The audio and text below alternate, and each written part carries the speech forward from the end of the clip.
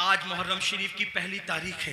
ये मुहर्रम शरीफ हुर्मत वाला महीना है, हुर्मत वाला, यानी जिन 4 महीनों की हुर्मत अल्लाह ने रोज़ अव्वल से मुकर्रर की है, उसमें मुहर्रमुल हराम भी है। और अल्लाह के रसूल अलैहि सलाम की एक हदीस ये है कि रमज़ान शरीफ के बाद सबसे ज़्यादा जिस महीने के रोज़े की अहमियत है वो माह मुहर्रमुल हराम के रोज़े, माह मुहर्रम शरीफ के रोज़े।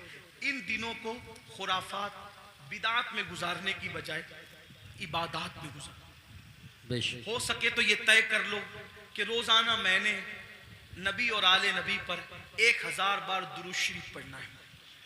आप कहेंगे, लोग कहते हैं अरे बहुत टाइम लगेगा। कोई टाइम नहीं लगेगा। सल्लल्लाहु अलैहि व आलिहि वसल्लम, ये बहुत मुख्तसर दुरूद शरीफ, बहुत मुख्तसर दुरूद शरीफ है। अगर इस दुरूद शरीफ को आपने पढ़ा 1000 बार, सिर्फ 20 मिनट का टाइम लगेगा। 20 मिनट दुरूद शरीफ पढ़ो। उसके बाद जैसा कि आपने पहले भी सुना, सदका दो, खैरात दो।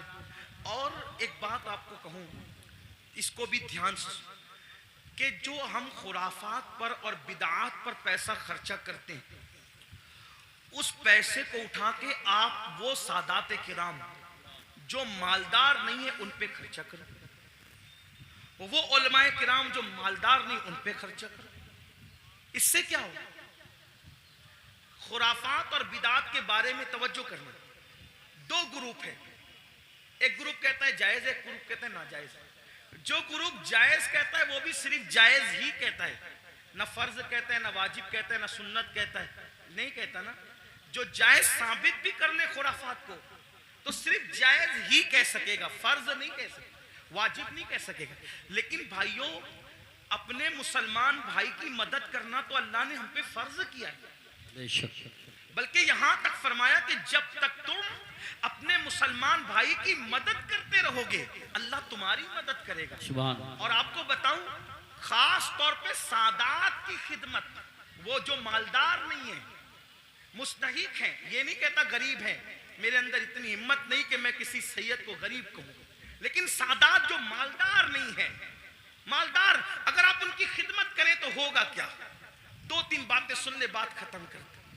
हजरत सैयदना अब्दुल्ला इब्ने मुबारक रदी अल्लाह ताला हज को जा रहे थे, हज का इरादा था, और हज के इरादे में आपने ये तय किया कि मैंने हज को जाना है। पूरी तैयारी हो गई, इरादा बन गया हज को जाना। अब्दुल्ला इब्ने मुबारक को पता चला कि मेरे पड़ोस में एक सैयद साहब रहते हैं और वो इस वक्त थोड़ा परेशान हाल है, हालात के सताए हुए और हालात के मारे हुए। तो उन्होंने सोचा कि पड़ोसी है, सैयद हैं, मैं उनके नाना के यहाँ जाऊं, मैं हज के लिए जाऊं और इनको भूखा प्यासा तड़पता बिलखता छोड़ के जाऊं। तो उन्होंने क्या किया, इस साल हज नहीं करेंगे, इंशाअल्लाह आइंदा फिर कभी देखेंगे।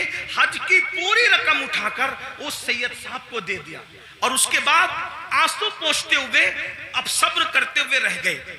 जब हज से काफिला वापस आया तो लोग मुलाकात करते थे, तो अब्दुल्ला इब्ने मुबारक लोगों को कहते थे मुबारक हो हज।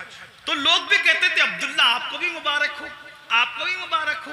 हज़रत अब्दुल्ला इब्ने मुबारक सोचते, या अल्लाह मैं गया नहीं, लेकिन जो आता है मुझे हज की मुबारकबाद देता है।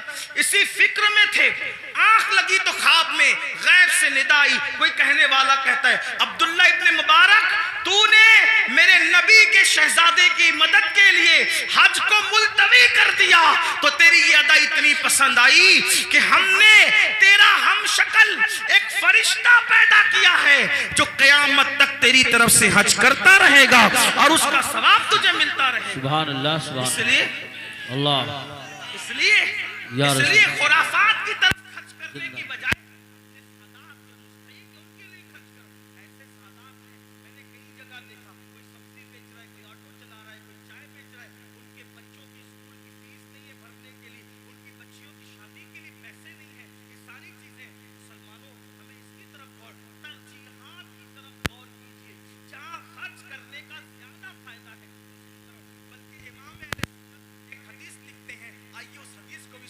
कहते हैं कि मेरे आका अलैहिस्सलाम ने फरमाया कि जिसने बनु हाशिम पर एहसान किया, उनकी खिदमत की, उनकी मदद की, आका फरमाते मुझ पर वाजिब और लाजिम है कि जिसने भी मेरी आल की खिदमत की, मदद की, नुसरत की, हिमायत की, मोहब्बत की, फरमाते मुझ पे वाजिब है, लाजिम है कि उसका सिला मैं उसको कयामत में दूंगा जब वो मुझसे मिलेगा।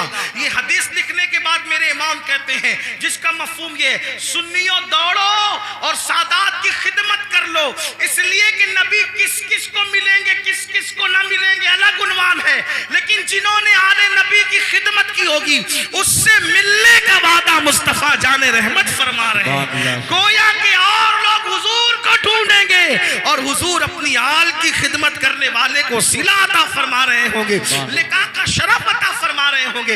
इसलिए मेरी गुजारिश है, हमने अपने पैसों को रुपयों को बहुत जाय किया खुराफात पर, बिदात पर।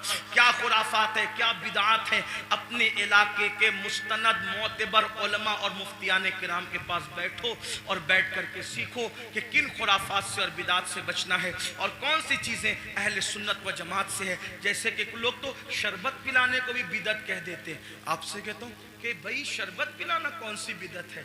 मेरे इमाम लिखते हैं वो भी क्या दलील दी, फरमाया जब कुत्ते को पानी पिलाने पे जन्नत मिल सकती है तो इमाम आली मकाम के नाम पे अगर मोमिनों को शरबत पिलाया जाए तो फिर उसका सिला क्या होगा। ये सारी चीजें करते रहिए। अल्लाह ताला से दुआ है अल्लाह हम सबको तौफीक दे। गुफ्तगू के दरमियान अगर कोई गलती हो जाए तो अल्लाह ताला माफ फरमाए। अस्तगफिरुल्लाह रब्बी मिन कुल्ली ज़ंबि व अतूबु इलैहि। अहले सुन्नत